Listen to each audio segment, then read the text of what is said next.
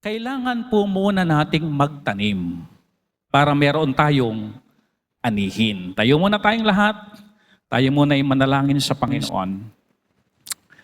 Ama naming Diyos na makapangyarihan sa lahat, kami ay nagpupuri, nagpapasalamat sa bagong taon na kami po ay humihinga pa, may buhay, may kalakasan.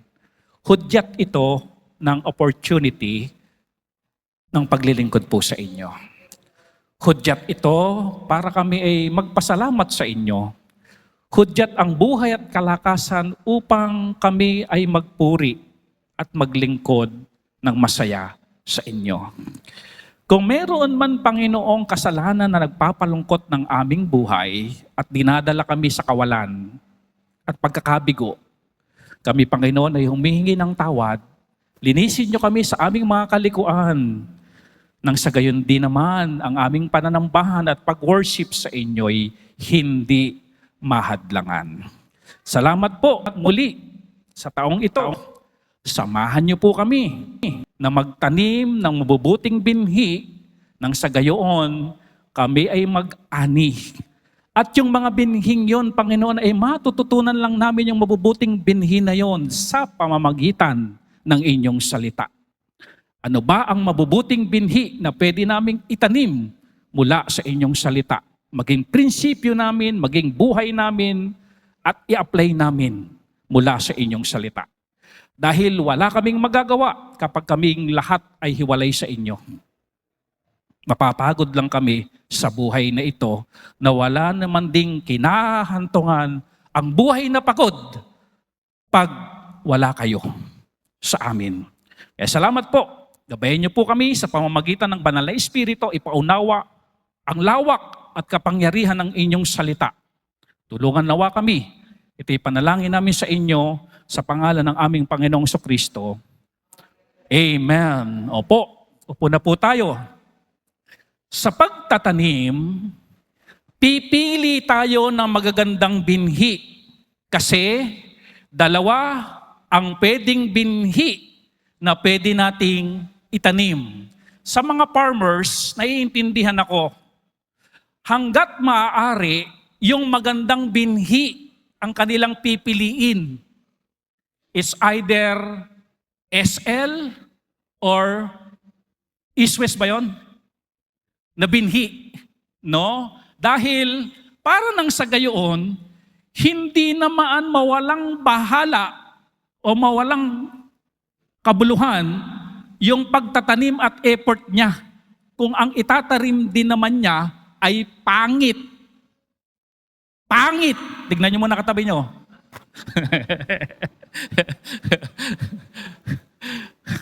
Na binhi.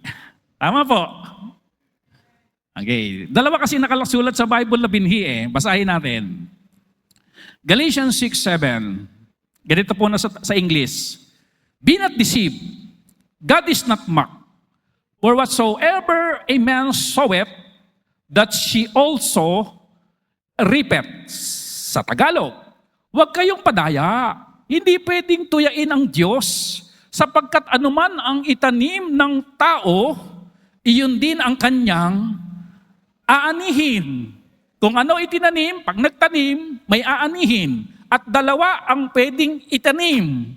Idineclare ito ng Bible. Galatians 6 verse 8. For he that soweth to his flesh, unang binhi ito, shall of the flesh reap corruption. But he that soweth to the Spirit shall of the Spirit reap life everlasting. Sa Tagalog, sapagkat ang nagtatanim para sa kanyang laman ay mag-aani ng kasiraan. Sabihin nyo nga po, kasiraan.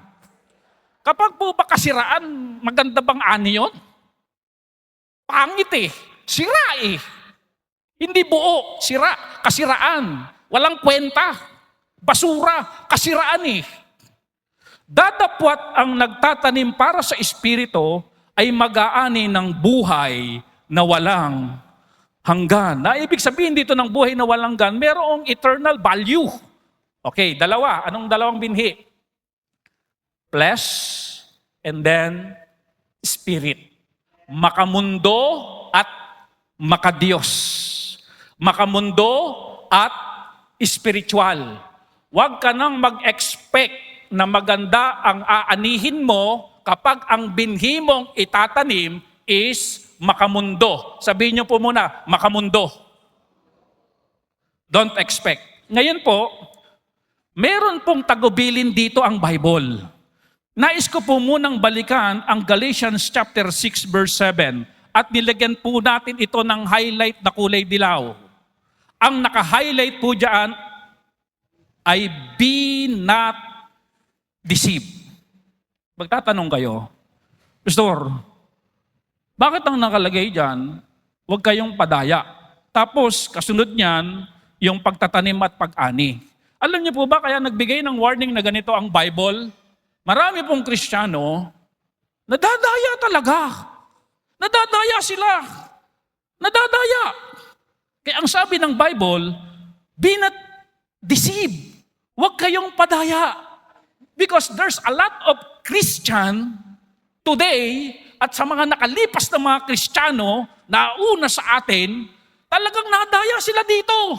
Ano ibig sabihin yan, Pastor? Ito po yan. Magbibigay po ako sa inyo ng halimbawa at ito po ang halimbawa. Nagdi-disobey sa Diyos. Nagdi-disobey Hindi spiritual yung ginagawa niya. Yung sarili niyang gustong ang sinusunod niya. Ito gusto ng Diyos, pero ito ang gusto niya. At kuminsan yung gusto niya, taliwas sa Diyos. Kaya ang tawag doon, disobedience. Okay, nagdi-disobey sa Diyos, pero sa tingin niya, ibine-bless pa siya. Maraming ganitong Kristiyano, pag nagdi-disobey sa Diyos, nakikiramdam. Sabing ganoon, nag-disobey ako pero parang okay lang In fact, sabi niya ganoon, ang laki ng bonus na tatanggap ko ngayong Pasko. Di ba? Kaya tuloy, magdi-disobey uli. Kasi, parang wala namang nangyayari Parang everything's okay kaya kahit ako nagdi-disobey. In fact, parang ang gumiginhawa pa nga buhay ko Pero mga kapatid, yan ang wording ng Bible. Huwag kayong padaya. Kung ano ang inyong itinatanim, siya ninyong aanihin. Listen carefully. Alam niyo po ba na si Satan, kaya niyang i-offer ang yaman ng mundo. Pero, siya lang ang iyong susundin at saka sasambahin. Di ba may natatayang ganyan? Yung bang talagang, tingin mo, hindi naman ako nagtatights pero everything's okay. Ang ganda ng pasok ng taon. Sabi ng Bible, anak, huwag kang padaya. Kung ano ang itinanim mo, aanihin mo.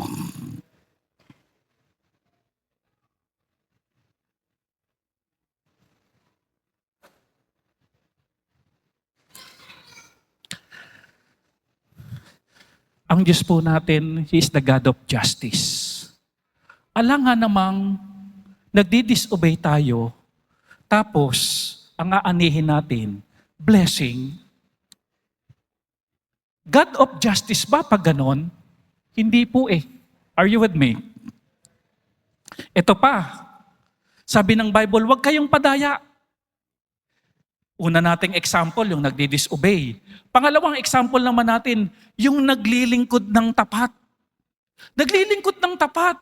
Pero pakiramdam niya, parang walang nangyayari sa buhay niya. Para bagang walang pumapasok na biyaya. Hindi umuunlad ang kanyang pamumuhay. Parang Consistent yung buhay niya. Parang walang na-add na biyaya sa buhay niya. Sabi ng Bible, dalawang pinatutungkalan dito ng Bible. Sabi ng Bible, anak, huwag kang padaya sa nararamdaman mo. Tapat ako kung ano ang itinanim mo, siya mong aanihin. Kung minsan mga kapatid, baka hindi pa oras para anihin mo ang iyong katapatan. Kung minsan kapatid, kaya hindi mo pa inaani ang disobedience mo kasi andyan ang Diyos, nagtitimpi pa ang Diyos para ka magbago. Pero pag talagang hindi ka nagbago, kung anong iyong taninim, ibibigay ng Diyos ang judgment, iyong aanihin. Alam niyo ba ang Diyos natin mapagtimpi rin? Kaya kung kayo po ay nagtatapat sa Panginoon na tila baga nararamdaman nyo na walang pagbabago sa inyong present situation, kapatid, aani ka ng iyong katapatan.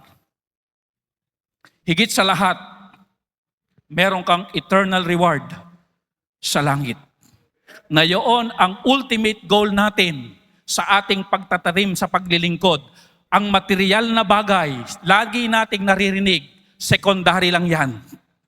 But our ultimate goal sa ating paglilingkod sa Panginoong Diyos at pagtatapat sa Kanya ay yung reward or eternal reward. Eh sabi ng Bible, be not deceived.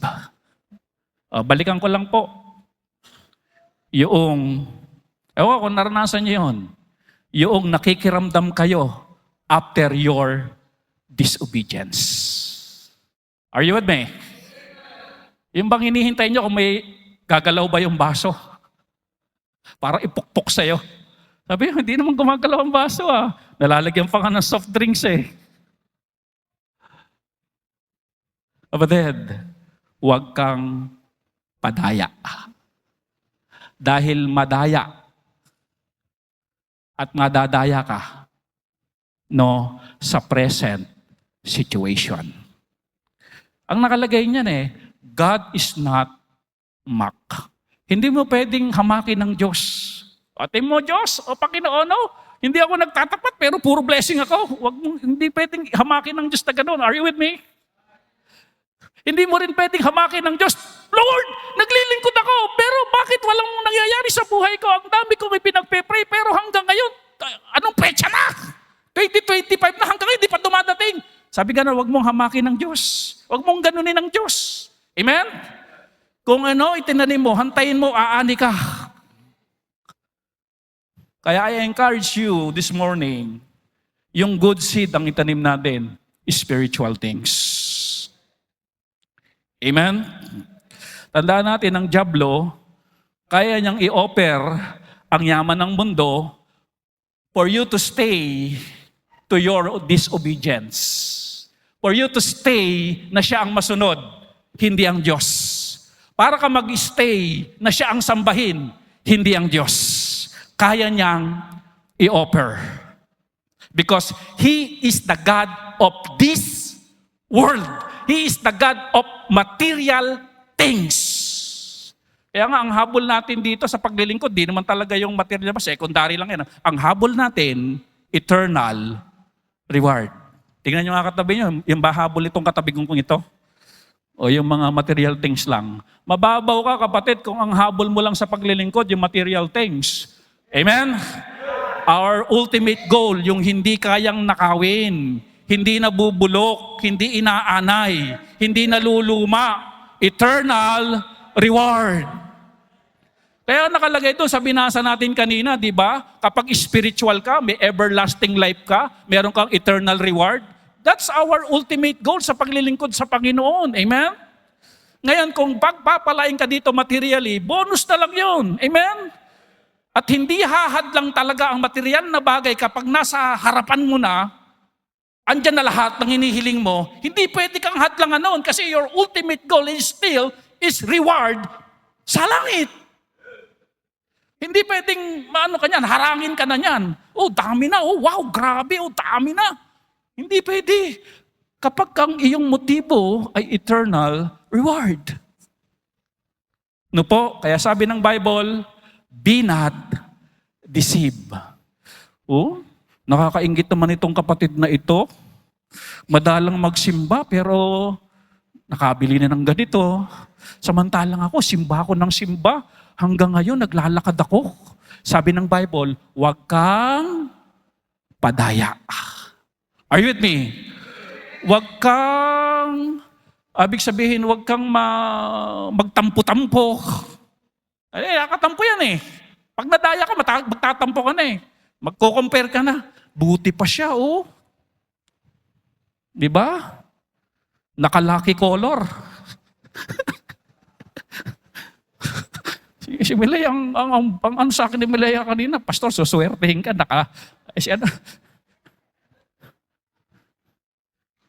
ito lang kaya bumili ko ng ganito. Kasi yung mga pantalon ko, masisikip na eh. Bumili ko nung maluwagang bewang para guminhawa naman yung bewang ko. Okay, binabalakang na. Diba alam mo sa mga laki-laki color na yan? Amen?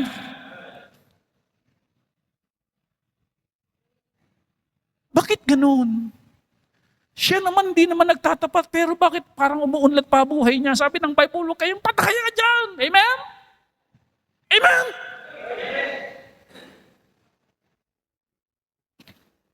Kung ano yung tinanim, siyang iyong aanihin. Ngayon, pangalawa, una, may warning. Pangalawa, ang planong pagtatanim ng mabuting binhi, madalas nauudlot at may humahadlang. Nako, ngayong taon, parang ang sarap-sarap magplano, ang sarap-sarap baguhin ang mga pagkakamali, ang sarap-sarap bumawi, yung mga pagkukulang parang ang sarap-sarap punuan dahil ano po ngayon? Bagong taon. Parang sinasabi mo, press start ito. Start right. Maglalagay ako ng maraming goal. Talagang pupursigihin ko, babaguhin ko na yung buhay ko. Talagang yung mga pagkukulang ko, talagang pupunuan ko na talaga siksik diglig, umaapaw. Ang sarap gumawa ngayon ng goal, di po ba? Pero alam niyo, ito katotohanan. May mga gagandang plano at mabubuting binhi na ninanais natin talagang itanim. Kaya lang, ang pinaka-problema dito, madalas, nauudlot. Sabihin niyo po, nauudlot. Yung bang ngayong 2025, magtatapat na talaga ako sa aking giving. Talagang yung aking envelope from January hanggang huling linggo ng taon, December, puno yan. Yan ang goal ko ngayon. Magtatapat ako kay Lord. Biglang dumating ang water bill. May bill, pero walang water. Ang tawag dyan, prime water.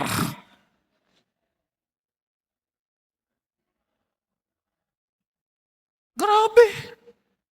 Kung minsan hanggang gabi walang tubig. Tapos may water bill. Magugulat ka pa kung magkano yung water bill. Abay, may bill, walang water. Sabi mong ganun, naku po, hindi ko inaasahan ito. 3,000. 3 timba lang ang naigib ko. Abay, 1,000, isang timba.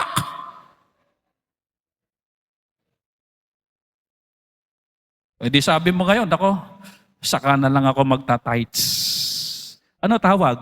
Naudlot.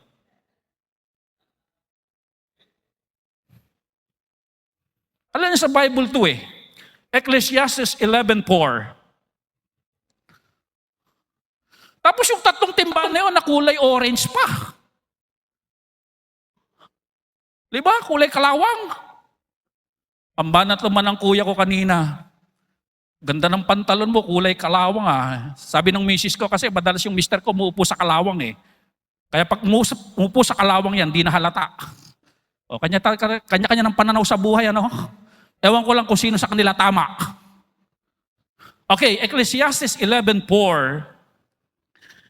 He that observeth the wind shall not sow. Na humangin, sabi ganun. Ay, hindi ako magtatanim. Mahangin eh. And he that regardeth the clouds shall not reap. O sa Tagalog, hindi nagtatanim ang nagmamasid sa hangin, at hindi mag-aani ang sa ulap ay pumapansin. Di ba naudlot? Magtatanim siyang ganun eh. Abi, biglang humangin. Ay, hindi nagtanim. Tapos, pinansin yung ulap. Sabi ganun, ay cloud9 ah. Hindi rin talaga nagtanim. Kaya walang inani kasi ano po, hindi nagtanim. Are you listening? Naudlot, di po ba? Hindi siya nagtanim kasi nakatingin siya sa hangin at ulap. Parang ganito. Young people, listen carefully. Kayo kausap ko muna. Mamaya natin gisahin yung mga nanay. Young people, listen carefully. Yung bang ngayong taon, talagang matindi goal mo. Matindi yung sineset mo. At ito isa sa sineset na goal mo. Sa church namin, pwede kang makipagrelasyon sa edad na 25. Sabi, susundin ko talaga yan. Mag-aabay talaga ako dyan kasi obedience is better than sacrifice. Ay, talagang tinalataan pa eh. Sabi ko, hindi muna ako makikipagrelasyon. Kasi nag-aaral pa ako. Yeah. Pero nung dumaan ang mahangin, nung dumaan yung mahangin, naudlot at napaibig. Dumaan yung mahangin eh. Sabi ng mahangin, alam mo, kahit di ka magtapos ng pag-aaral, di ba? Kaya kong ibigay sa'yo, lahat, pati bituin. Susungkitin ko yan. Bibigyan kita ng magandang buhay. Lahat ng cellphone na gusto mo, bibigay ko. Duman yung mahangin, di na in love.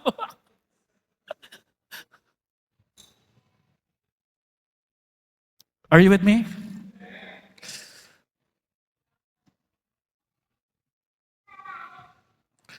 Church, kuminsan meron tayong pangako sa ating pamilya, sa ating mga loved ones na susuportahan ko yung magulang ko, susuportahan ko yung kapatid ko nag-aaral. Magagandang goal yan. Pero tandaan natin mga kapatid, pwedeng maudlot yan. Pero kung yan ay maganda, huwag kang paudlot dahil yaan ay mabuting binhi na pwede nating anihin. Kaya nga ang title natin ngayon, Halina't Magtanim at Mag-ani. No? Lord, hindi na po ako absent sa worship service. Pwedeng udlutin yan. Lord, babasahin ko na yung buong Bible. Ako natutuwa kay Dea. Si Dea, ang goal ngayon ni Dea, basahin ang buong Bible kasi napakinggan ko kay Pastor last Sunday. Maganda pala na binabasa ang buong Bible. Amen? Dea, wawarningan kita, pwedeng maudlot yan, pero wag kang pumayag na maudlot yan. Amen? Kapag mabuting binhi, wag kayong pumayag na maudlot. Wag yun nang hintayin, mga kapatid, ang perfect na pagkakataon dahil walang perfect. Yung bang nagpaplano kayong susuporta kayo sa mga magulang nyo at ang sabi nyo, pagka kumita ako ng 20 mil, talagang susuporta na ako. Kumikita ka na ng 20 mil, hanggang ngayon di mo sinusuportahan. Amen? Sabi mo, pag 30,000, susuporta na talaga ako. Kumikita ka na ngayon ng 35,000, hindi mo pa rin sinusuportahan. Kasi ano po, magsimula kang magtanim. Itanim mo. Amen?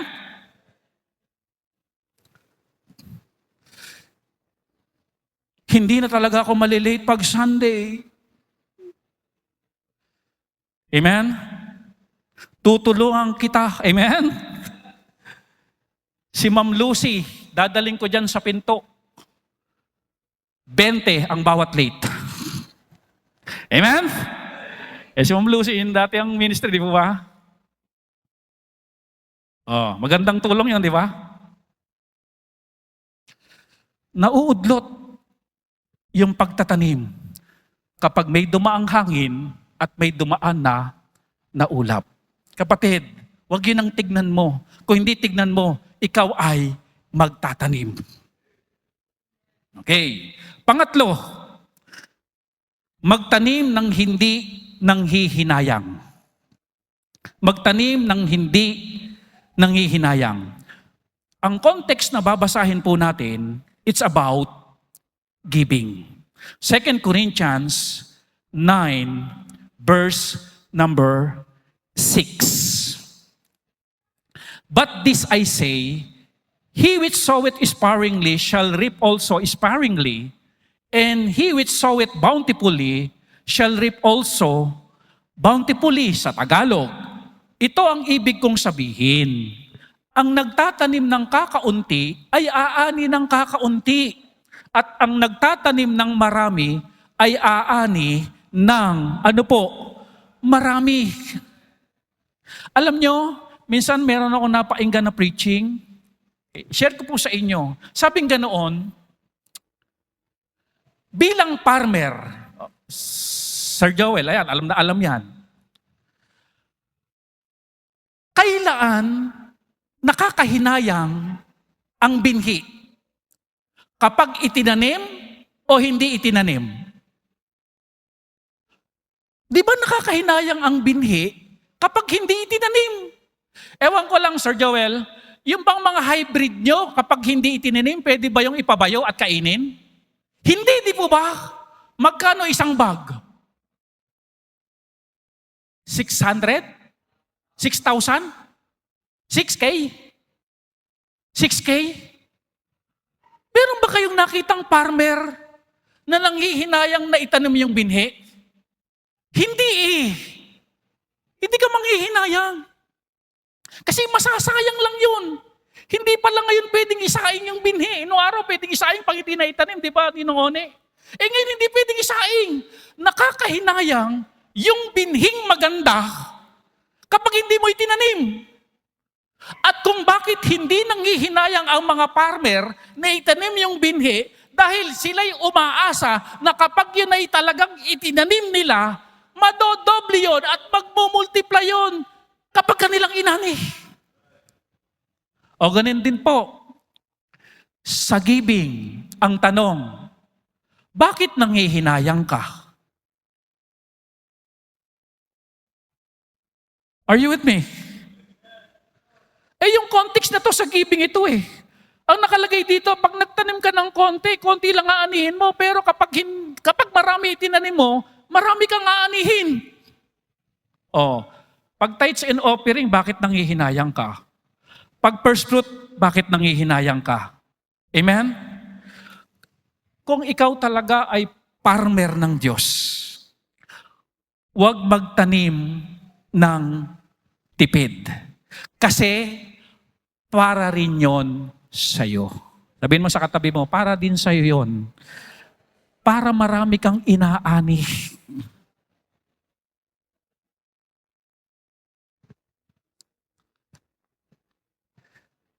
Ang ganda ng hindi, sayang kung hindi itatanim.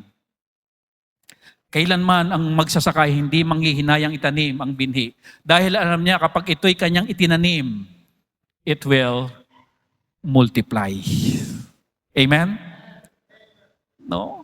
Alam nyo, pagka in-internalize natin itong talata, itong sowing and reaping principle, gaya ng ipinost ko nung nakaraan, yung tithing talagang binibreak nito, yung sumpa ng kahirapan. Wala kang makikita na faithful sa tithes na mahirap ang buhay.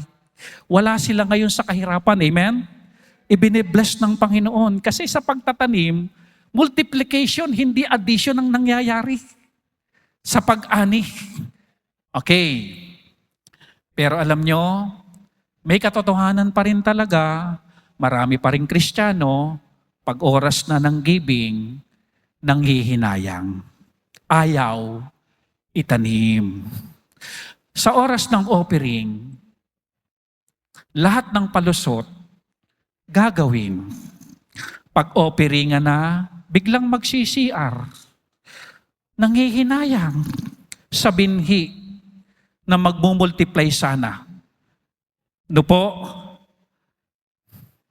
minsan, kapag ka nakalusot na, hindi nakapag-tithes and offering, ang iniisip niya, nakatipid.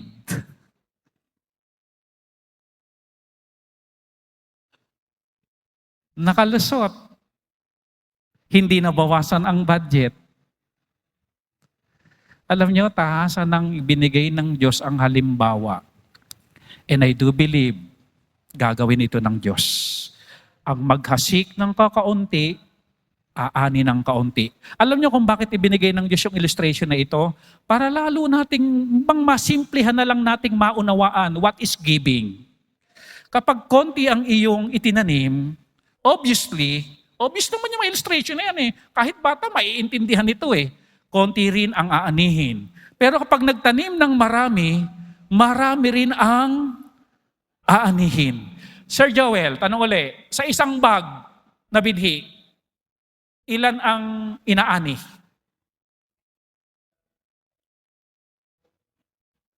200?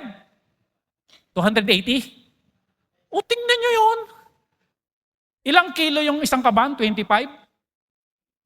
50? 15 lang? Lord, hybrid itong i-offering ko. Amen? Are you with me? Are you with me? Hybrid, Panginoon, itong itatanim ko ngayong linggo. 15. Ilan anit? 280.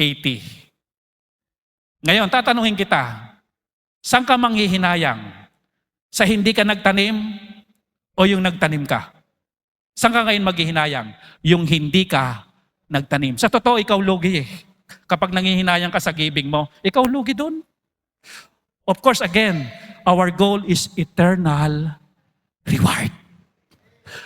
The good and faithful servant. Alam niyo mga kapatid, yung anak niyo lang nare-recognize sa school, may sabit, proud na proud ka, ang anak ko lang tinatawag, sasabitan na, cleanliness. Oh, galing talaga ng anak ko. Cleanliness lang yun. Reward lang yun sa lupa. Pero makita mo, mga kapatid, anak mo, tinuruan mo magtapat sa Panginoon. Haharap na sa Panginoon ngayon, sasabihin ng Panginoon sa anak nyo na tinuruan nyo magtapat. Thou good and faithful. Ano pakiramdam ng mga magulong? Are you listening? Wow! Tapos ikaw na susunod. Thou good and faithful servant. Pasok ka, enjoy mo ang langit.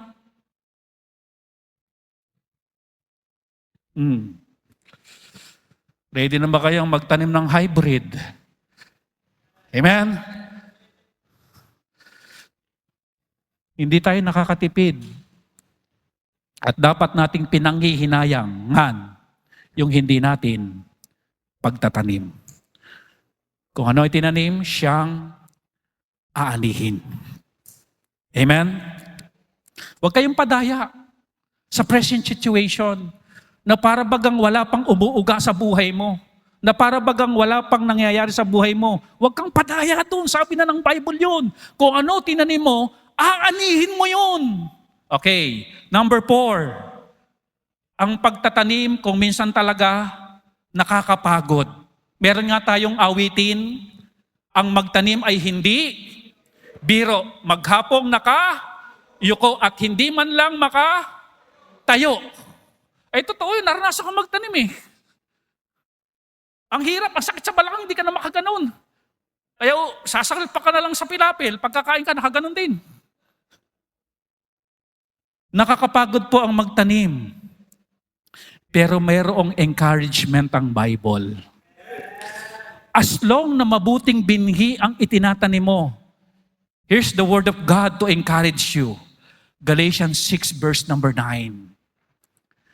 And let us not be weary in well-doing, for in due season we shall reap if we faint not. Sa Tagalog, huwag tayong manghinawa sa paggawa ng mabuti, sapagkat sa takdang panahon ay mag-aani tayo kung hindi tayo manghihimagod or susuko.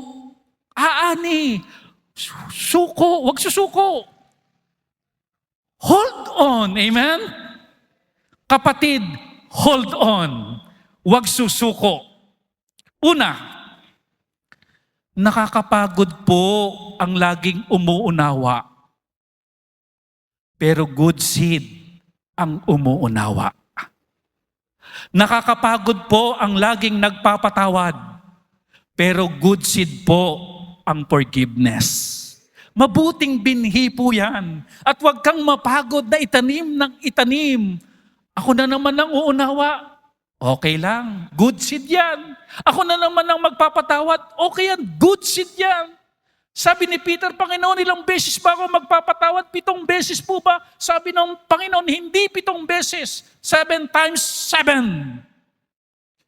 Nakakapagod yung laging ikaw ang tutulong. Laging takbuhan ng pamilya. Pero good seed ang pagtulong. Okay. Mga breadwinner, say amen. Amen? Gagawa tayo ng programa para sa mga breadwinner. Amen? Nakakapagod, di po ba? Pero good seed ang pagtulong. Wisely, wisely. Okay. Nakakapagod ang paglilingkod. Hindi ka pa kumakain, kailangan na mag-practice ng choir, kailangan mo pang ilid ang mga nanay, kailangan pang ilid ang mga tatay, ang mga young people, may meeting pa kayo, may trabaho ka pang naiwan, may mga kung ano-ano pa.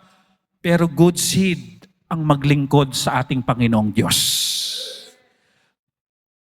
Nakakapagod ang mag-alaga ng may sakit. Pero good seed ang mag-alaga ng mga mahal sa buhay na mayroong karamdaman. Kaya ang sabi ng Bible, huwag kang manghimagod sa paggawa ng mabuti. Anihin mo yan. Amen? Isang araw, ikaw naman ang humina ang katawan, ikaw naman ang nagkasakit, dahil ganun ang ginawa mo sa iyong magulang o mga mahal mo sa buhay, aanihin natin yon. Meron din mag-aasikaso sa atin. Meron din magmamahal sa atin. Naalala ko tuloy, sino ba yon? Si Nanay Ning, di ba? Yung lola. Andiyan ba si Nanay Ning? Amen? Wala ba Nanay Ning? Nag-aasikaso? Siya nag-aasikaso sa matanda. Ngayon, ang balik sa kanya, yung mga anak niya, oh. Doon lagi kumakain.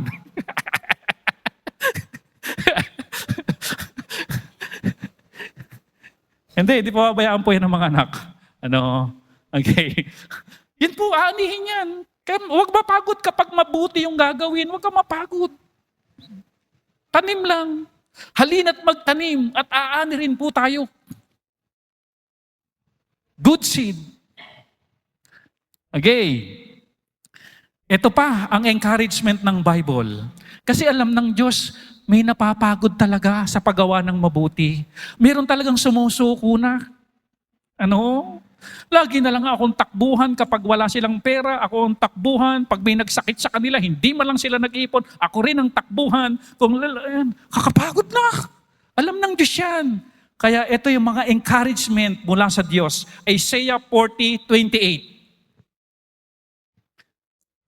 Hast thou not known? Hast thou not heard? That the everlasting God, the Lord, the creator of the ends of the earth, fainteth not, neither is weary. There is no searching of his understanding. Sa Tagalog, hindi nyo ba alam? O hindi nyo narinig na ang Panginoon ay walang hanggang Diyos na lumikha ng buong mundo? Hindi siya napapagod. Sa totoo lang mga kapatid, ang Diyos natin hindi napapagod sa atin.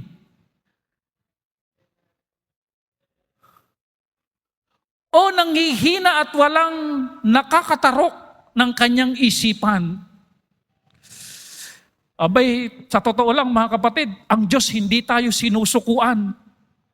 No?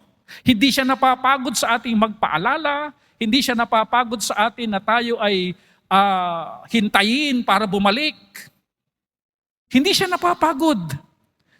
Verse 29, He giveth power to the faint. And to them that have no might, He increaseth strength. Sa Tagalog, siya'y nagbibigay ng lakas sa nangihina. Kapatid, pagod ka na ba sa paggawa ng mabuti? Amen? Mamaya, pray ka dito, Lord, salamat po sa inyong salita. Kayo ang nagbibigay ng lakas. Salamat Panginoon dahil sa totoo lang, hinang-hina na ako. Parang gagapang na lang ako ngayong 2025 sa daming responsibilidad na nakaatang sa akin. Are you with me? Bibigyan ka ng lakas sa mga nangihina. At sa kanya na walang lakas, ay dinadagdagan niya ng ng kalakasan. Amen? Mamaya, pwede tayo mag-pray. Aminin natin, Lord, talaga gusto ko pang gawin ito pero nangihina na ako, nawawalan na ako ng lakas ng loob, nadi-discourage na ako sa kabila ng ginagawa kong mabuti. Ako pa masama ko minsan sa kanila. No? Batid, magpalakas ulit tayo ngayong araw na ito. Amen? Amen. Palakas ulit tayo, Lord. Bigyan mo po ako ng strength. No? Maipursue itong magagandang goal na ito. Ngayong taon, help us, Lord. Lord, nauubos na yung pasensya ko. Nag-uulyanin na ang matanda, yung mga ganyan, di ba? Nauubos na. Parang hindi ko na kaya siyang alagaan. Mamaya, lapit dito, Lord. Bigyan niyo po uli ako ng pangunawa, malawak. Bigyan niyo po ako ulit ng strength. Bigyan niyo ako ng lakas. Amen. Wow. Panglima, sa pagtatanim, i-priority din ang gawain ng Diyos. Ayan. Meron pong, puro po may verse na ito na nagtanim Haggai 1:3. Okay, basahin natin. Sa pagtatanim, i-priority rin natin ang gawain ng Panginoon. Ito po ang sinasabi sa Haggai. Then came the word of the Lord by Haggai the prophet, saying, verse 4, Is it time for you, O ye, to dwell in your sealed houses, and this house lie waste? Ang sinasabi dito ng Bible, listen carefully, ang gaganda ng bahay nyo. Pinapaganda nyo yung bahay nyo. Pinapaganda nyo yung mga buhay nyo. Bumibili kayo ng mga sasakyan. Pinapaganda nyo yung mga bakod nyo. Pero wala kayong participation sa gawain ng Diyos. Pinag-aaral nyo sa mamamahaling eskwelahan, mga anak nyo, pinagaganda nyo buhay nyo. Yan ang sinasabi dito ng Bible Inuuna nyo yung mga sarili nyo, pero wala kayong participation dito sa gawain ng Diyos. Wala kayong participation sa pagpapaganda ng bahay ng Diyos. Ano sabi ng Bible? Verse 6. Ito ang mangyayari sa inyo, sabi ng Bible. You have sown much. Di ba pagtatanim pa rin ito? Tanim kayo ng tanim. But bring it little. You eat, but you have not enough. Yung bang bili kayo ng bili ng magkabukhang t-shirt, pero wala kang participation dito sa gawain ng Diyos. Bili kayo yung bili ng magkamukhang medyas, pero hindi ka nag-o-offering. Sabi ng Bible, magtatanim ka na magtatanim, pero ang aanin mo konti. You have not enough. You drink, but you are not filled with drink. Inom ka ng inom, pero aho ka. You clothe you. Ito yung sasabi ko, bili ka ng bili na kung ano-ano, but there is none warm. Hindi ka makukontento. And he that earneth wages to put it into a what? Bag with holes. Kumikita kayo. Sabi ng Bible, wala kayong participation sa gawain.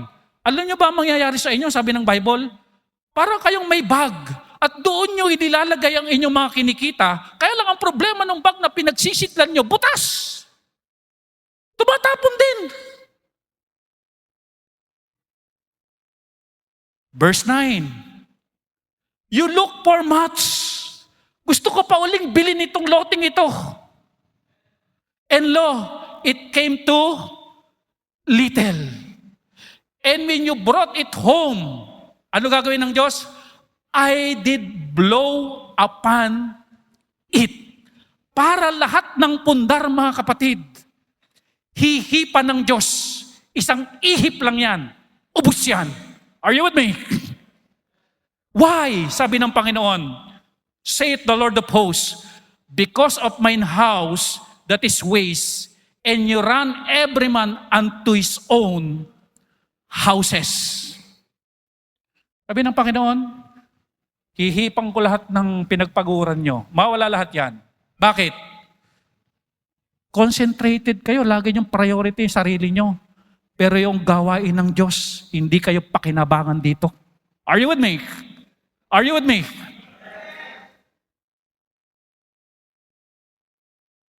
Anong sabi ng Diyos? Verse 8, go up to the mountain and bring wood and build the house, and I will take pleasure in it. Ano sinasabi dito ng Bible? Hoy, sorry. Kapatid o anak, mag-participate ka. Amen? Mag-participate ka sa gawain ng Diyos. At dito ako magkakaroon ng pleasure. And I will be glorified, saith the Lord. Saka pa lang ako mapiplease. Saka pa lang ako mag-glorify, anak, pag nag-participate ka sa gawain ng Diyos. Are you with me? Pero hanggang di ka nagpa-participate, lahat ng ipupundar mo, hihipan ko. Magtatanim ka ng marami, pero konti ang aanihin mo. Kaya ang ibig sabihin natin dito, mga kapatid, pag tayo magtatanim, isa lang alang din natin ang gawain ng Diyos. Hindi yung puro pang sarili. Are you with me? Di ba? Pagtatanim pa rin. Pang-anim. At siguro dito na tayo magtatapos. Okay, pang-anim. Huwag magtanim na sa huli, ikaw ay magsisisi. Ito na po yung kanina, yung flesh. Sabi ng Proverbs 21:17, he that loveth pleasure shall be a poor man. Yung nagmamahal daw sa pleasure, nagiging dukha. He that loveth wine and oil shall not be rich. Alam nyo, para natin maunawaan natin yung salitang pleasure, meron pong quotation ako na kinalap at ito po ang binabanggit. Anyone, andyan po ba? Anyone can be addicted to anything pleasurable. Anyone can be addicted to anything pleasurable. Kapag pleasurable ang isang bagay, ang tao na nagiging addict doon. Yun po ibig sabihin natin. Okay. May tanong po ako, ang gambling po ba o ang sugal, pleasurable? Pleasurable? Napatanong din ako dyan Sabi ko, ang sugal ba pleasurable? Ngayon sinerch ko, pleasurable ba ang sugal? At ito po ang nakita ko sa aking research. Sabi dito, kaya siya naging pleasurable, ito ang dahilan. They find more pleasure in winning money than they do in earning it. Uulitin ko. They find more pleasure in winning money than they do in earning it. Sa Tagalog, mas marami silang nakukuhang pleasure kapag yung pera ay napadalunan. Ano po ang pakiramdang nanalo? Sabi nga, ay nanalo ko sa loto. Iba yung pakiramdam Yung nanalo sa Ending ng basketball. Sabi ka noon, huwag mo nang i-shoot. Dahil sakto na to. Nung hindi sinute, di ba? Yes! Panalo ko sa ending ng basketball. Yung nanalo sa talpak. Yung nanalo sa wedding. May my pleasure kapag napalunan. Okay. Pero alam niyo mga kapatid, totoo ang Bible. Kapag minahal natin ang pleasure, and that is gambling, maghihirap ang tao, sabi ng Bible. Maraming lubog sa utang at naghihirap dahil sa sugal. Amen? Kaya mga young people, sino man sa atin dito, huwag kang magtatanim ng sa huli, ikaw ay magsisisi. No po? Ano pa? Drugs, may pleasure yan. Alak, may pleasure yan. Sigarilyo, may pleasure yan. Sabi ng Bible, pag minahal ang pleasure, ang tao'y magiging dukha.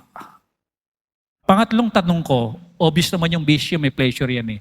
Pangatlong tanong, ang pag-ibig po ba may pleasure? Yung pag-ibig? Meron po ba? Meron po. Meron po. Huwag kang magtatanim na sa huli ikaw ay magsisisi. Nag-aaral pa lang, gusto agad, may ka-holding hands while walking.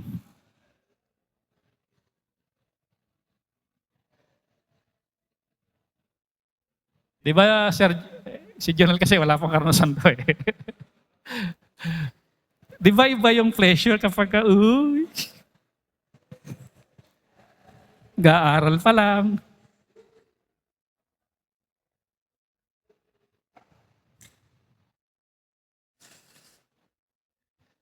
Kapatid,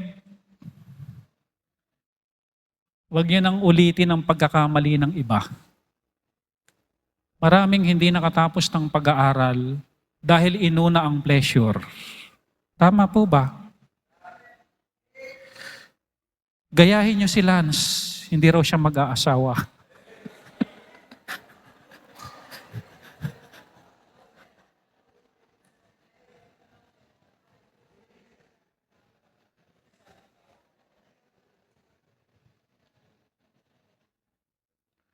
Totoo lang kapatid eh. Nagsisimula yan sa kamayang hawak una eh. O alam niya na susunod doon.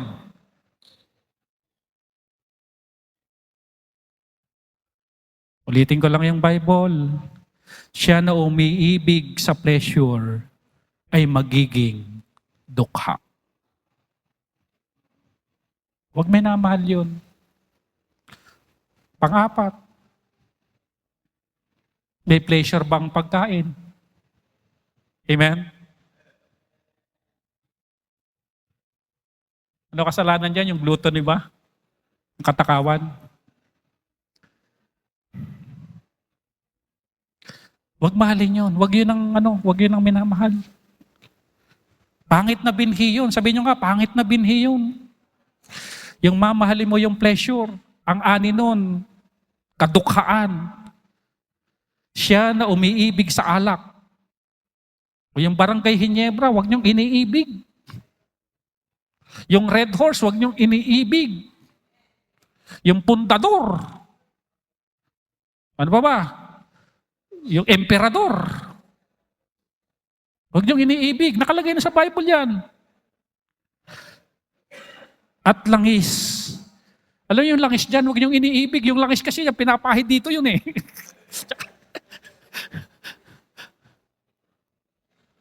Kasi ang nakalagay dyan, ang aanihin mo, hindi yayaman.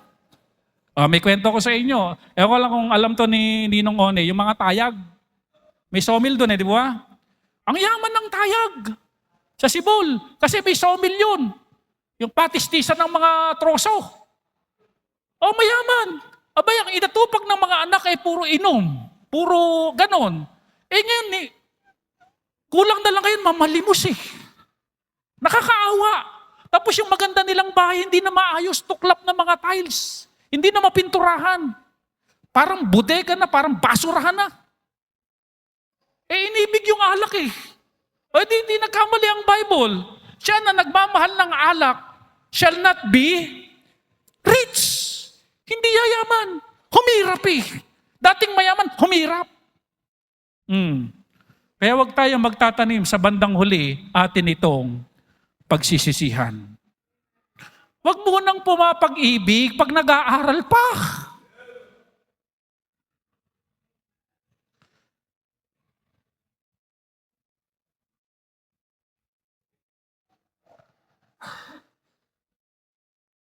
Okay, wag iniibig ang pleasure, sabi ng Bible. Nandiyan na yan. Okay, number 7. Meron pa pala isa. Ang tanong, gusto mo bang magtanim at mag-ani? Okay. Gusto mo ba? Yung good seed gusto mo ba? Say amen.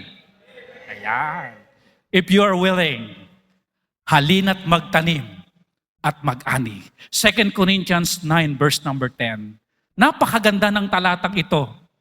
Isa ngayon ito sa favorite verse ko ngayong taon. Ito ang aking panghahawakan, ito ang aking pananampalatayanan, at kung gusto nyong sumali, blaha ka. Amen? Bahala ka. Amen?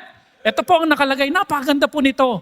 Now, He, that is God, that ministereth seed, o sa ibang translation, siya na nagbibigay ng buto. Ang Diyos yun, ang nagbibigay ng buto sa maghahasik. Siya rin ang nagbibigay ng tinapay para yung maghahasik may pagkain.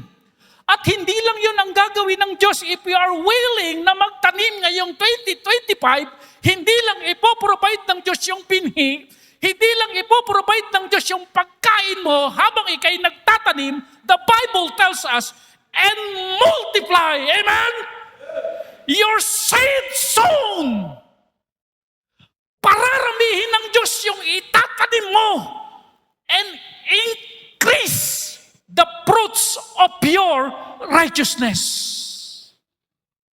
Ang gagawin lang natin ngayong umaga, magpapasya na Panginoon, gusto kong magtanim. At ang gagawin na ng Diyos, ibibigay niya yung buto. Ibibigay niya yung pagkain mo. Pararamihin pa niya yung buto para mag-increase, maging mabunga, maunlad ang iyong buhay at patotoo. Alam nyo, dito tayo magwawakas. 1 Corinthians 15:20. Ang sarap nun, pero bago natin ito puntahan, gusto mo nang bulay-bulayin itong talatang ito. Siya ang provider kasi talaga ng lahat. Ang magagawa lang talaga natin sa buhay na ito, Lord, yung willingness natin at decision, and lahat ng nabasa natin, kayang-kayang i-provide ng Diyos. Kaya po natin sinasabi ngayong taon, maging masagana ang ating taon, kasi kayang gawin ng Diyos na maging masagana ang ating ani. Amen? Kaya. 1 Corinthians 15:20. But now is Christ risen from the dead and become the first fruit of them that sleep. Ang binabanggit dito ng Bible, si Jesus Christ yung, fruits pa rin pinag-usapan, siya yung unang bunga, sabi ng Bible, na nabuhay na magmuli. Ang ibig sabihin nito, mga kapatid, kung gusto nating mabuhay na magmuli, nakasama ang Panginoon, ang kailangan mo, tanggapin ang tagapagligtas. He is the first fruit, meaning to say, pwede pang magkaroon ng second fruit, third fruit, maraming fruits, dahil may nauna nang nabuhay mula sa mga patay, si Kristo, at siya ang tagapagligtas. Pwede nating siyang sundan at masusundan lang natin ang pagkabuhay na magmuli na kasama siya kung tayo magtitiwala siya kanya, Panginoon. Pagtitiwalaan kita, ikaw ay tagapagligtas Ayokong mapunta sa impyerno. Gusto kong mabuhay na magmuli. Nakasama kayo. Nais ko kayong sampalatayanan na aking tagapagligtas. At ikaw ang susunod na bunga ng pagkabuhay na magmuli. Tayo tayong lahat, tayo manalangin. Ama naming Diyos, ini-encourage mo kami ngayong umaga ng magtanim para kami ay umani. Wala kaming aanihin, Panginoon, pag hindi kami nagtanim. Pag hindi kami nag-decide ngayon na magtanim ng mabubuting binhi. Help us, Lord. At kung kami man, Panginoon, ay nadadaya ng present situation na para bagang walang nangyayari ang aming katapatan, salamat sa inyong paalala, huwag kaming padadaya. Even kami nagdi-disobey, na parang blessing pa ang dumadating, huwag kaming padaya sa present blessing dahil aanihin namin kung anong aming itananim. If you are willing na magtanim at mag-ani, you talk to God this morning. Sa mga nangihimagot na mga mananampalataya na sa paggawa ng mabuti, okay, pray po tayo, sabihin natin, Lord, palakasin niyo pa po ako, give me strength. Gusto ko po pong magtanim, kaya lang nasisiraan na ako ng loob, nadi-discourage na ako. Sa kabila ng pagtulong ko, negative pa ang naririnig ko. Kapatid, huwag kang manghimagod. Yun talaga ang magpapapagod sa iyo, yung mga negative sa kabila ng ginagawa mong mabuti. Yan ang magpapapagod sa iyo. But, ang salita sa Diyos, ini-encourage tayo. Ama naming Diyos, salamat po sa mensahe.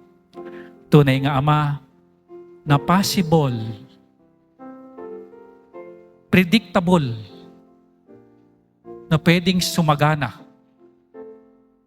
ang aming ani if we are willing na magtanim. Kaya niyong i-multiply. Pwedeng mag-increase ang ngayong taong ito, ang aming pamumuhay. Dahil sa inyo.